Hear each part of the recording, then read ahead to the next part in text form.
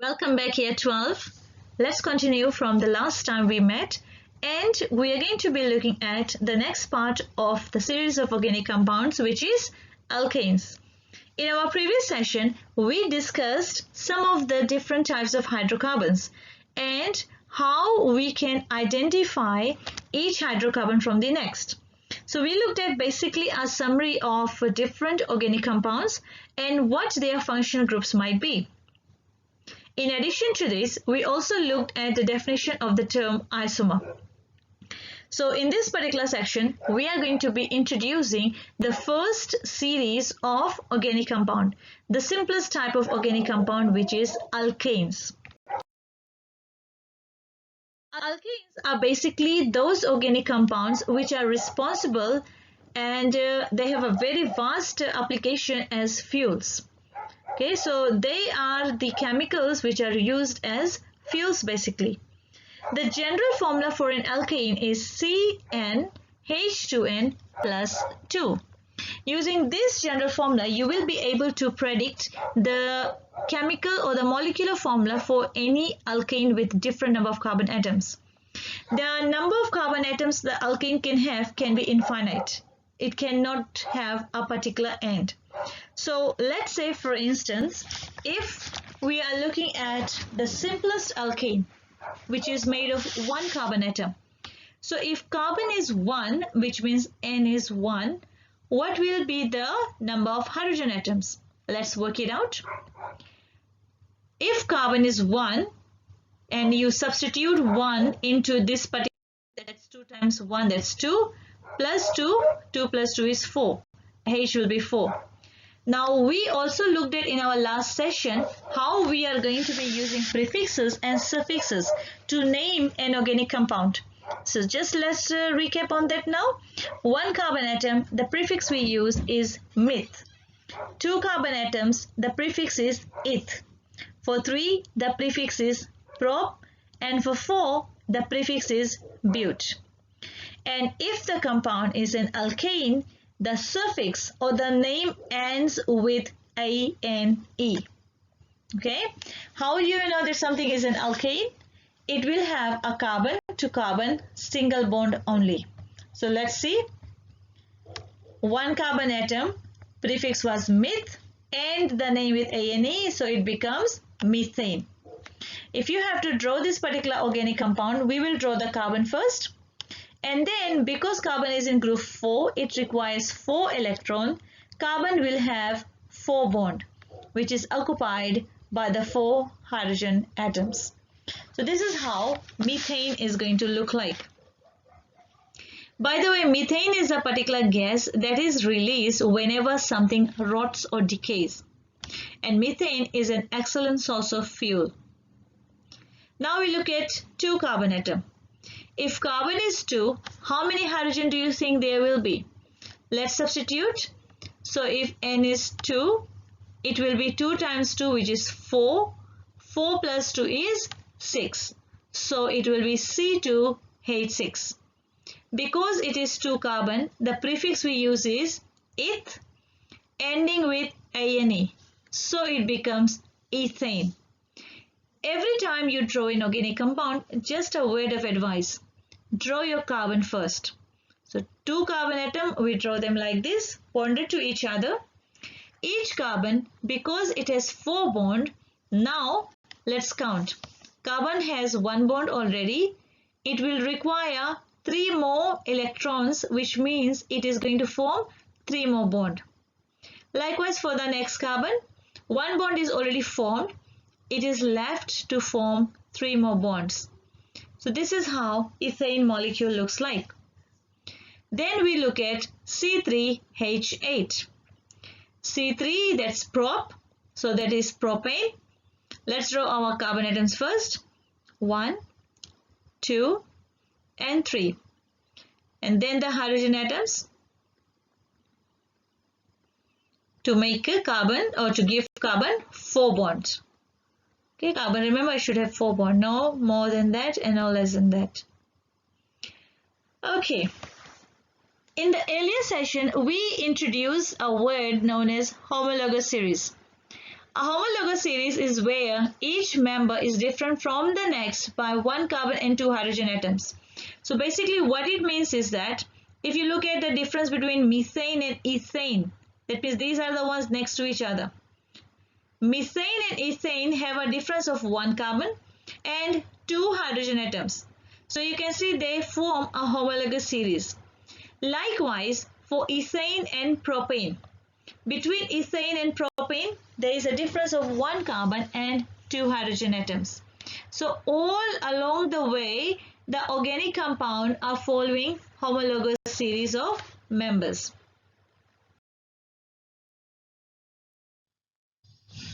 So after looking at linear organic compounds or linear alkanes, now we are going to see what branch alkanes are. Now, as the carbon atom increase or as the alkanes get larger, the carbon atoms rearrange themselves to form branch organic compounds. A branch organic compound is made of two important components. It is going to have a parent chain, which is the longest chain of carbon atom, and attached to the parent chain, the group is known as a branch. This branch can be a halogen or it can be an alkyl group. Alkyl group is the group which contains a carbon atom. So let's look at an example as to how a branch alkane looks like. Now you can see here all the carbon atoms, they do not lie in a single line. There is a carbon atom which is attached to another carbon atom. It's almost like it's branching itself out. Now in order for us to identify the name of this organic compound, we are going to follow the following steps. Number one, first thing we will do is to identify the parent chain and name it. Now it is important, students, that when you identify your parent chain, you should know under what classification it belongs to. Any compound which is made of carbon atoms and hydrogen atoms and they are having single bond is forming alkane series. So there are a lot of ways in which how we can identify the parent chain. We look at one carbon which is sticking on the side. The carbon atom sticking on the side can be on the left, on the right, top, or even at the bottom. Now if I start with this carbon that is on the left hand side, so I will keep on going and I will keep on interacting all the carbon atoms until I come to the last carbon. So you can see when I come to this carbon, there is no other carbon after this. I cannot reverse. Okay, I have to keep on going in one direction. So in this case, I went in one direction. You can see the arrow that I've made. This is the direction I went. So when I go in this way, I am going to cover 3 carbon atoms. Alright, we need to try all possibilities so that we come to that chain which has more carbon atoms. That is going to be our parent chain. Okay. Another possibility, we are going to start with the carbon that is on the right hand side, keep on going until we come to the last carbon here. So you can see now this time I'm following this direction. This is the direction that I followed. I did not reverse. And when I followed that direction, I covered 4 carbon atoms. Okay. Let's try another possibility. So the next possibility is where is the carbon atoms that's on the left hand side. Keep on going until I come to the last carbon here. And there's no other carbon after this. So here I went in this particular direction. Okay. So whichever is easier for you, that is the route you follow. Now in this case, again, we are covering 4 carbon atoms. Now our parent chain should have more carbon atoms. Therefore, out of this here, the more carbon atom is carbon 4, isn't it? So 4 carbon atom is covered in this particular chain which I have circled. If I rub this thing now, this is covering 4 carbon atoms. So I'm going to circle this structure up. That is going to be my parent chain. Now the parent chain has 4 carbon atom. The prefix we use for 4 carbon is but. Because the carbon atoms are bonded single bonded to each other, it is alkane. So alkane names end with ane. Therefore, the parent name is called butane. Second step, attached to the parent chain is a branch. any group that is attached to the parent chain apart from the hydrogen, remember that, because hydrogens are part of the parent chain. Okay, anything else like a carbon group, a halogen group is called a branch. Now if there is an alkyl group, the name of the branch will end with YL. If the branch is a halogen like chlorine, bromine, iodine, the name is going to end with O. Like for example, if the branch is chlorine, then we will say chloro. If it is bromine, then we will say bromo. We covered this in our discussion in first part of our notes on strand 4.2. So you can go back to that notes in the discussion if you have not understood it. Okay, so now for this particular organic compound, this is our branch. Our branch is containing one carbon atom. So the one carbon atom prefix is meth. And then we are going to put YL at the end. So it's called methyl. Now we have our parent chain, which is butane, and our branch, which is methyl. It is time for us to put the two names together now. But before we do that, something else we must do. We must know exactly on which carbon the branch is on. That is why we are going to give a position to the branch. And we can do that by numbering the carbon atom in the parent chain. So you must start numbering the carbon atom from the end, which is going to give the branch the lowest number. Okay, let's say for instance, if I start numbering from 1 here, if this is carbon 1, that's my carbon 2, that's my carbon 3, and that's my carbon 4. If I number in this way, then the branch is going to fall on carbon number 2. I can carbon atom from the other end. I can say this is my carbon 1, that's my carbon 2, this is my carbon number 3, and that's my carbon number 4. So if I start numbering from this end, the branch is going to fall on carbon number 3. We must always ensure the branch is given a lowest number. So which one are you going to choose? 2-methyl or 3-methyl? We are going to choose the lowest. And the lowest, so that's what we are going to be looking at now. Right. The name of this organic compound now is 2-methyl butane. I hope you have understood how branch organic compounds are named. This method is applicable to all organic compounds, not only alkanes. Okay, so in every organic compound which has a branch, you must always ensure to identify your parent chain first. And to do that, with a pencil, start tracing your carbon atoms. Once you have identified which chain has more carbon atom, write the name of the parent chain beside. Okay, you write the name. Then circle whatever is attached to the parent chain. That's your branch. And you can name all the branches separately. After that, you start numbering the carbons in the parent chain. So whichever end is going to give the branch a lowest number, you start numbering the carbon atoms from that end.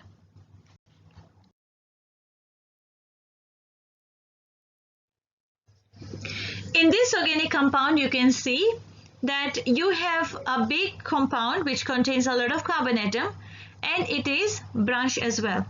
So step number 1, as we have done in the first example, we are going to identify our parent chain.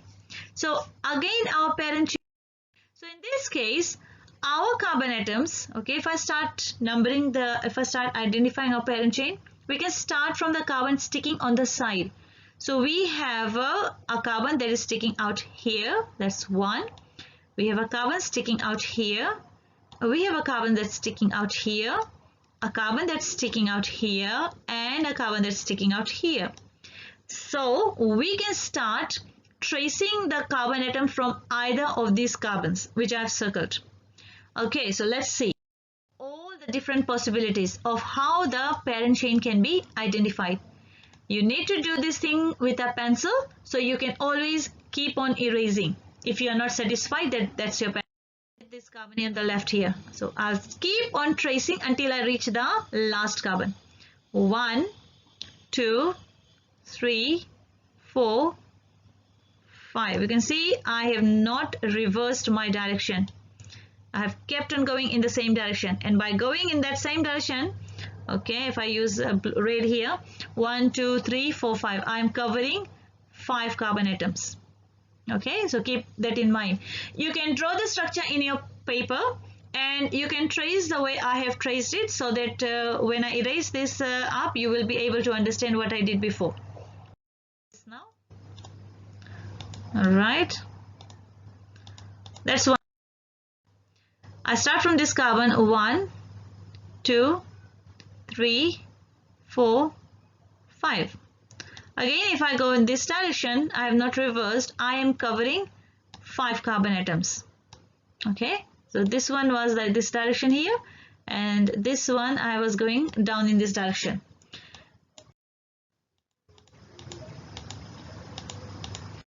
The third possibility, we can still continue from the left hand side, 1 2 3 4 5 6. So you can see this time I have reached the last carbon here, and that's a 6 carbon atom. So we can just expand this, that's 6 carbon atoms here. Another one, 1 2 3 4 5 6. I'm going in a straight line. Well, for some reason I prefer things which are going in straight lines, so that it's easy for me to identify my branches. Otherwise, if there is a parent chain which is going at an angle, then it may be a little bit tricky to identify, but we can still work that out as well. We can still use that option. Okay, so in this case I am also having 6 carbon atoms, where the carbon atoms are going in a straight line. This is here, 1 2 3. So I'm going in. Okay, look at the direction that I have followed. So the other one where I have identified the 3 carbon atoms was this here.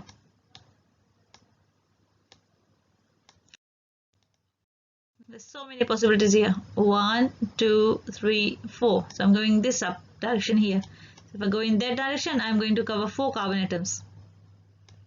See that? What is my possibilities? Start with this carbon, keep on going until I come to the last carbon here. So again, I'm going to have 1 2 3 4 carbon atoms. Okay,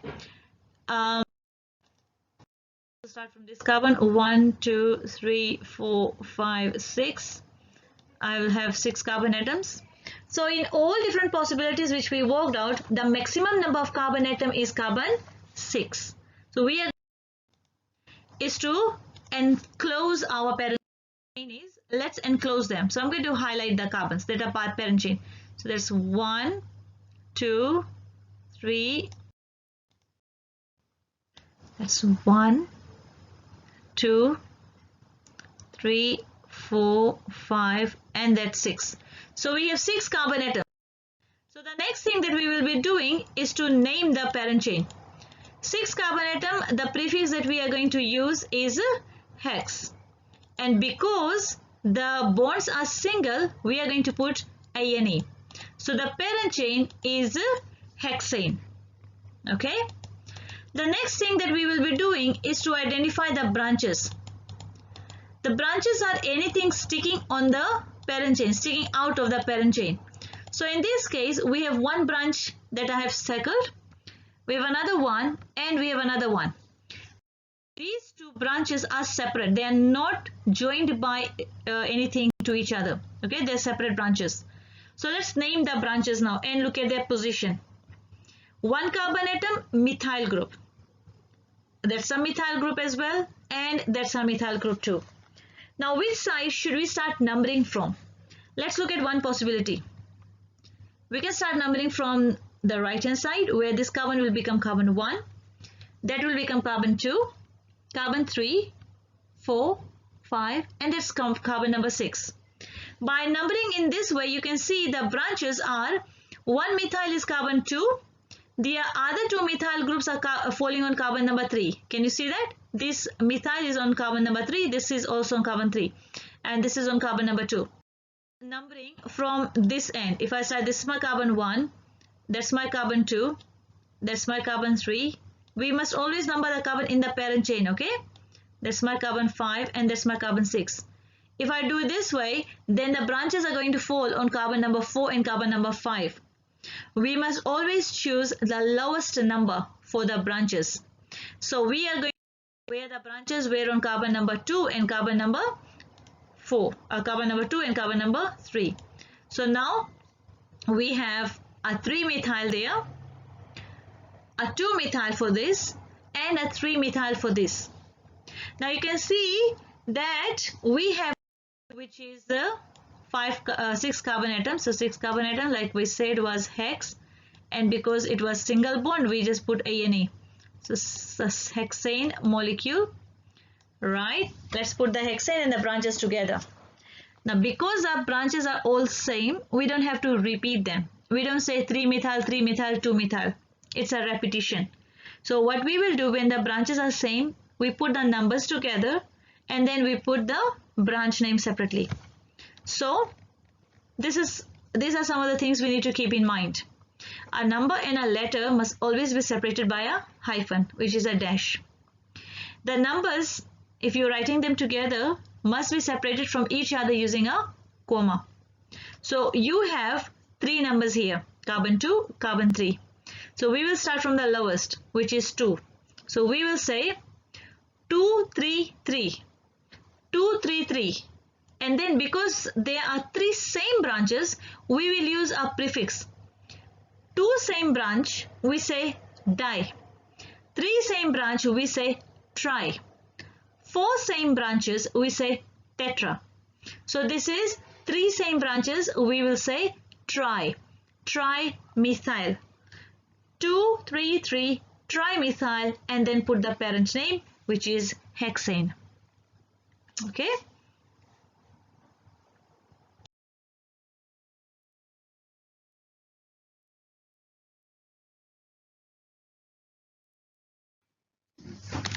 Okay, let's look at another example.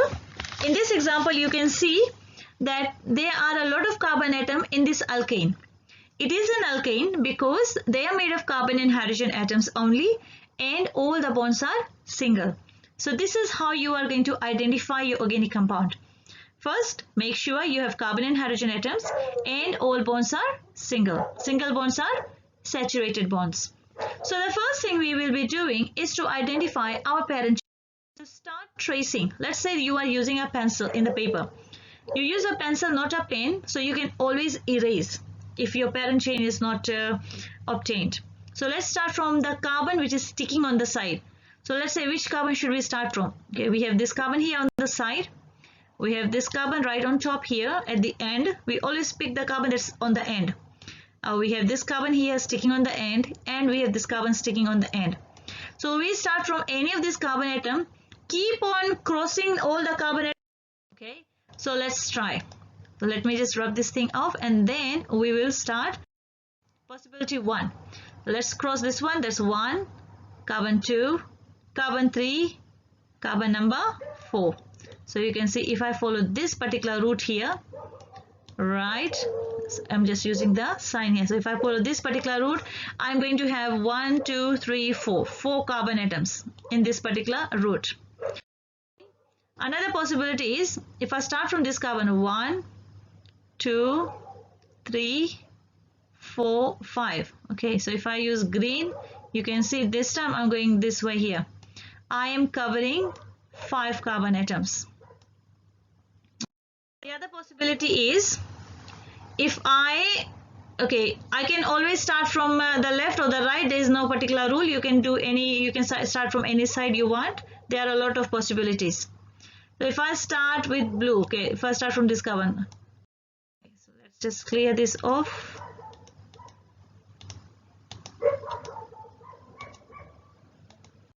So if I start from this carbon atom, 1, 2, 3, 4, 5. You can see if I'm using a blue, I am covering 5 carbon atoms. Okay, that's one possibility. Start from the top, 1, 2, 3, 4. Okay, if I start with this, you can see I'm covering 4 carbon atoms. So if I use purple color, I will have 4 carbon atoms. Okay, now you have to decide which end is going to give the more carbon atoms. Even start from 1, 2, 3 and go up 4. That's another way. Okay, you can just go from the right hand side. Keep on going. 1, 2, 3, 4, 5. You can see again, if I'm going even this way, I'm covering 5 carbon atoms. So our parent chain is going to have 5 carbon atoms because 5 is a. Okay, so now let's see. Okay, so once we have identified what is going to be, how many carbon atom is going to be in our parent chain, let's try to circle the parent chain. You have to do that with pencil. Circle the parent chain. It's going to be easy. 1, 2, 3, 4, 5. Okay, so that's my parent chain. All the carbon atoms which I've crossed. Now attached to the parent chain. Okay, now before I look into this, we need to know what is the name of the parent chain. 1, 2, 3, 4, 5. 5 carbons in the parent chain. The name is pent. 5 is pent. Okay. Since it is an alkane, the name is going to end with ANA. So that's pentane. Attached to the parent chain is our branches. So how many branches do you see? There's one branch here and there's another one. So you can see the carbon are bonded to each other. They are not separate. So if these carbons are bonded to each other, that's one big group. Okay.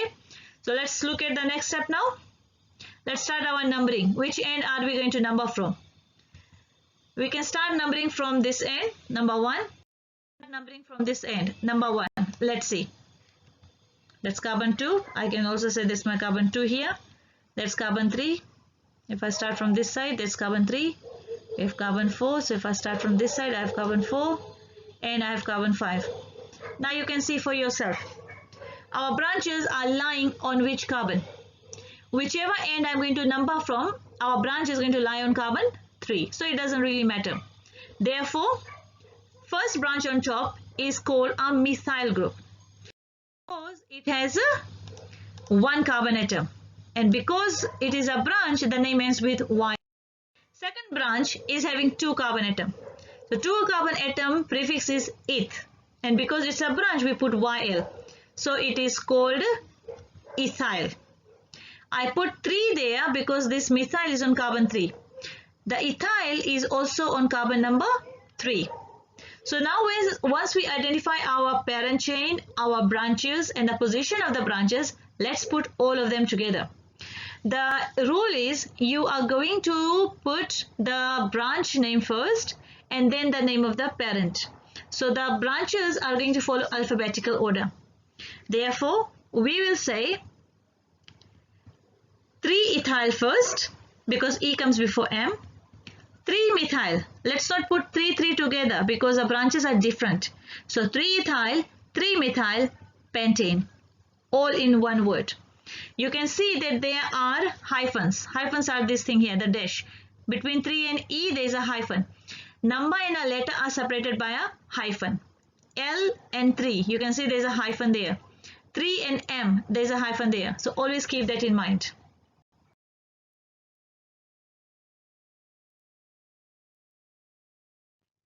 There are different ways in which we can represent an organic compound.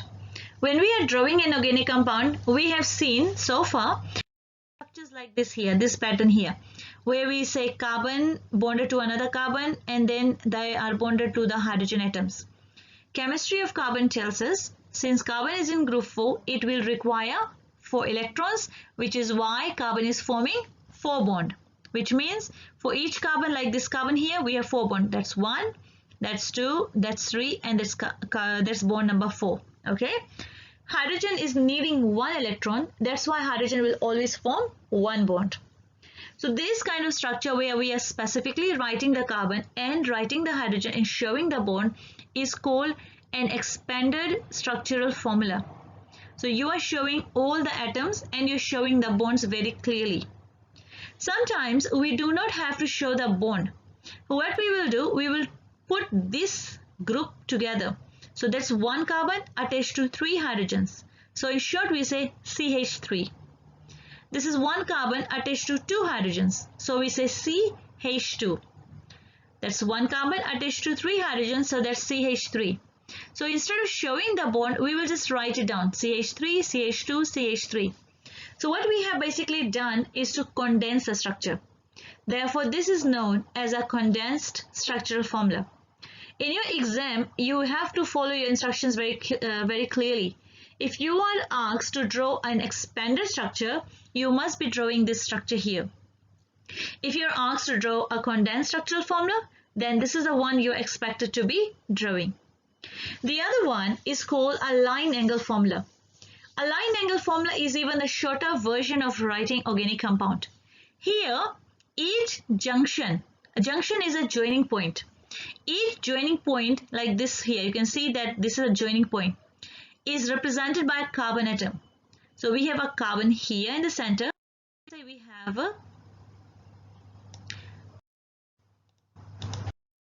have this structure here. That this part here, that's a carbon atom. Okay, that's one. This part here, which is a joint, that's a carbon atom. That's 2 carbon. That's a carbon atom.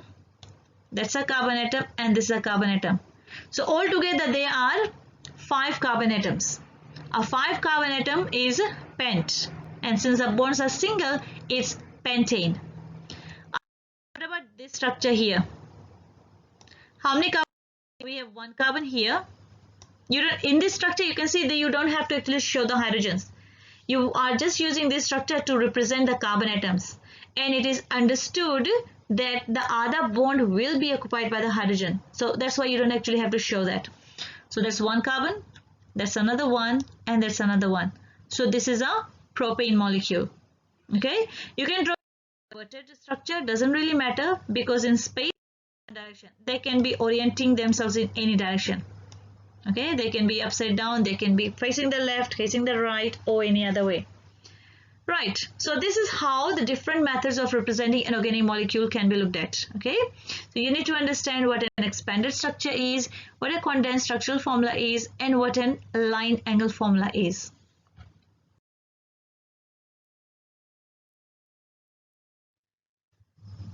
Now let's look at some of the properties of alkanes, starting with the first one. They are non-polar compounds. If they are non-polar compounds, that basically means that they are not going to dissolve in water, because water is polar. Okay. The other one is that they have low density than water, which means that they are going to float on water. Like in this example here, you can see in the picture, alkane and water are mixed together, but they are not soluble in each other. They form different layers. Alkane being lighter is going to form a layer on top of water. And you can separate this mixture using a separating funnel. The next property of an alkane is that they can have different states. They can exist in different states. The shorter alkane, which less carbon atom, they mostly exist as gases. Like 1 carbon alkane was methane. Methane is a gas that is naturally found in the atmosphere through the rotting process. Okay, belching done by cows. So any rotting process, manure formation, they release methane in the atmosphere. Methane is also a natural greenhouse gas, which is responsible for the trapping of the heat around the planet. So 1 carbon atom up till 4 carbon atoms, they exist as gases. That means from methane, ethane, propane, butane. Okay, they are gases. Then we have carbon 5 to carbon 17 carbon atoms alkane, which exists as liquids, like petrol. Petrol has 8 carbon atoms in its molecule. 8 carbon atom is oct. So it's octane. Petrol contains octane, which is a liquid. Carbons which have alkanes which have 18 carbon atoms or more, they exist as a solid, like candle wax. Candle wax is an alkane which contains a lot of carbon atoms. Therefore, it is existing as a solid. Okay, so that is what I was talking about. One very common place where propane is used in is in the gas cylinders. So in Fiji, we have 2 different companies which provide the gas to us, Fiji Gas and Blue Gas. They are companies. The gas that is in the cylinder, they are the same.